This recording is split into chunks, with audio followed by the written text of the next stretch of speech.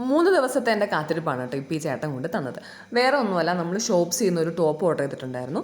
4-ാം തീയതി 11 മണിക്ക് വരുമെന്ന് പറഞ്ഞ ടോപ്പാണ് കേട്ടോ. എനിക്ക് കിട്ടിയത് 8-ാം തീയതിയാണ്. 8-ാം തീയതി എനിക്ക് കിട്ടുന്നത്.